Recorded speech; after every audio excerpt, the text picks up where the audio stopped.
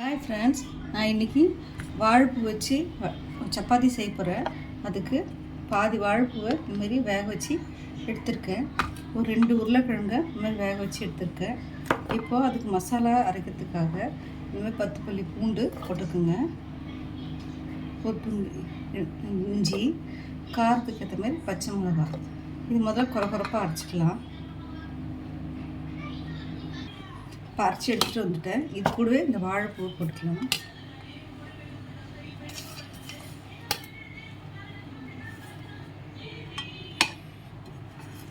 இதை அரைச்சி எடுத்துகிட்டு வந்துடுவேன். இப்போது இதை அரைச்சி எடுத்துகிட்டு வந்துட்டேன். இப்போது இதில் ஒரு பவுலில் இதை அரைச்சதை போட்டுக்கலாம். உங்களுக்கு காரம் வேணும்னா இன்னும் கொஞ்சம் போட்டுக்குங்க. எங்களுக்கு பச்சை மிளகா வாசனை பிடிக்கலன்னா நீங்கள் மிளகாத்தூள் கூட போட்டுக்கலாம். நீங்கள் இஞ்சி பூண்டு முதல்ல அரைச்சிட்டு அப்புறமா வாழைப்பூ போட்டு அரைச்சி எடுத்துகிட்டு மிளகாத்தூள் மஞ்சள்தூள் போட்டுக்கலாம். நான் அதெல்லாம் எதுவும் போடல. பச்சை மிளகாய் இஞ்சி இதெல்லாம் அரைச்சிட்டேன். இப்போது இந்த மசித்த உருளைக்கிழங்கை இதோட போட்டுருங்க.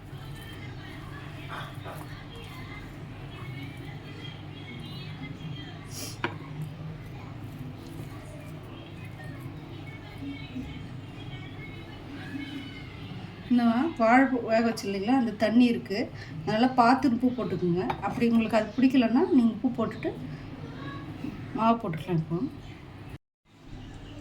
இப்போது நான் இதில் மைதா மாவு 1 கப் போட்டுக்கிறேன்.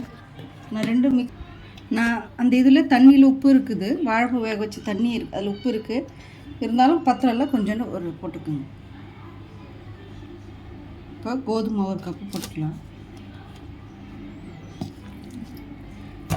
இது கூட கொஞ்சம் சீரகம்,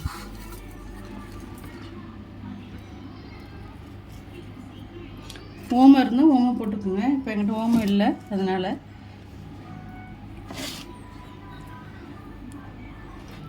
இது கூட பொடியை கட் பண்ண கொத்தமல்லி போட்டுக்கலாம்.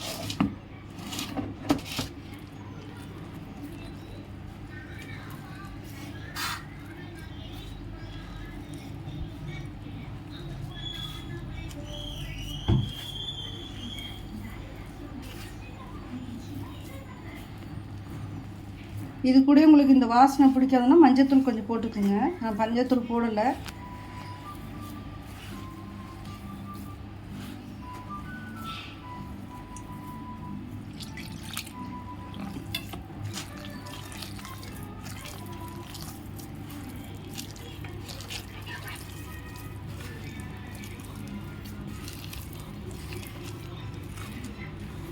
குழந்தைங்களுக்குலாம் இந்த வாரத்துக்கு ஒரு நாள் உருளைக்கிழங்கு போட்டு செஞ்சு கொடுங்க, இன்னும் நல்லாயிருக்கும்.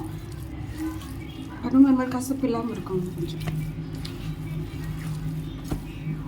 இதை அப்படியே கூட சாப்பிட்லாம், இல்லைன்னா தயிர் பச்சடி, இல்லை குருமா, தால் அந்த மாதிரி எதுனா வச்சு சாப்பிட்லாம். நான் இன்றைக்கி இதுக்கு குருமா தான் செஞ்சுருக்கேன்.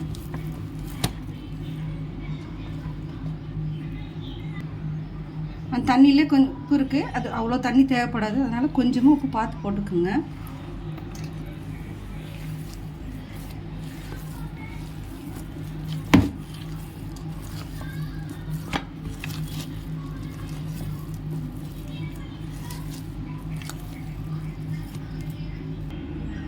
பாருங்கள் ஃப்ரெண்ட்ஸ், பிசைஞ்சிட்டேன். இது கொஞ்சம் ஒரு 1/2 மணி நேரம் போல் நல்லா ஊற வச்சுட்டு இங்கே பாருங்கள் பிசைஞ்சிட்டேன்.